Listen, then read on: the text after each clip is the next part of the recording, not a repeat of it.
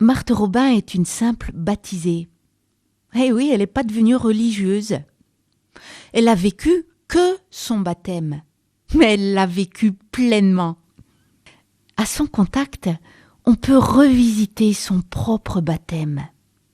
Par le baptême, dit-elle, et je cite ces mots, de créature, nous devenons enfants de Dieu. C'est d'abord Dieu qui s'engage.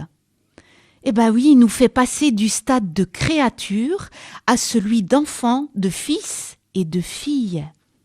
Le baptême n'est pas seulement un rite, un acte formel extérieur, on l'a déjà vu. Il s'agit d'un changement radical et profond qui affecte notre être même. Le baptême, avec les mots de Marthe Robin, c'est la possibilité d'une vie intime de la créature avec son Créateur, avec son Père, avec Dieu qui l'aime et l'anime sans cesse. Il faut carrément, toujours avec ces mots, que nous adoptions une nouvelle conception de la vie. Une vie de relation avec Dieu. Oui, depuis le baptême, on vit à deux, Dieu et nous. Le pape François nous dit « L'amour de Dieu est si réel, si vrai et si concret qu'il nous offre une relation faite de dialogue sincère et fécond. Nous ne sommes plus seuls. » Marthe avait d'ailleurs une jolie expression à ce sujet.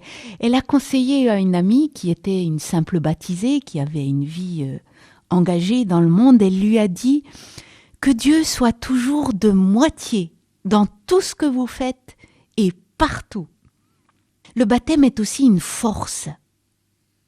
Il faut quand même réaliser que si Marthe a pu tenir debout au milieu de toutes les épreuves qu'elle a traversées, épreuves de santé, mais aussi épreuves morales, incompréhension, solitude, dépendance, elle était paralysée, humiliation du handicap.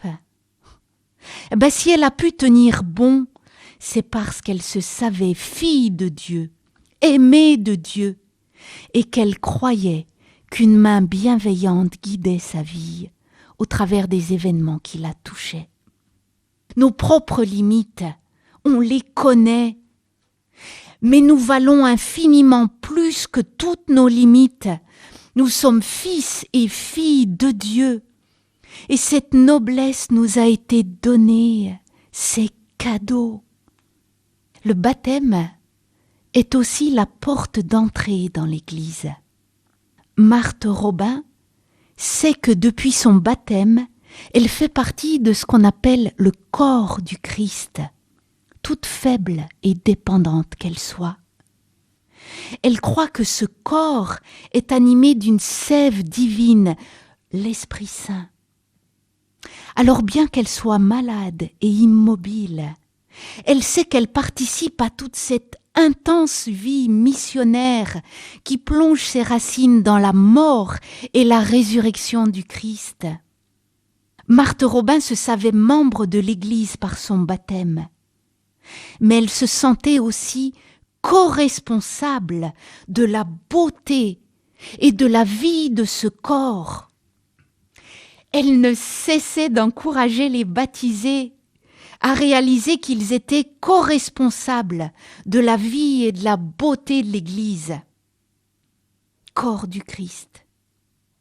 Un jour, un jeune homme était venu la visiter. C'était dans les années 70. Elle lui a demandé « Mon petit, vous êtes baptisé ? Alors vous êtes l'Église avec tous les autres baptisés, avec tous les chrétiens. Il vous faut incarner la vie, l'amour de Dieu. » C'est dans la vie quotidienne, dans notre vie de tous les jours, que nous pouvons incarner la vie et l'amour de Dieu. On a peut-être l'impression que c'est au-dessus de nos forces. Alors écoutons cet encouragement du pape François. Laisse la grâce de ton baptême porter du fruit dans un cheminement de sainteté, nous dit le pape. Permets que tout soit ouvert à Dieu. Et pour cela, choisis-le. Choisis Dieu sans relâche. Ne te décourage pas, parce que tu as la force de l'Esprit Saint pour que ce soit possible.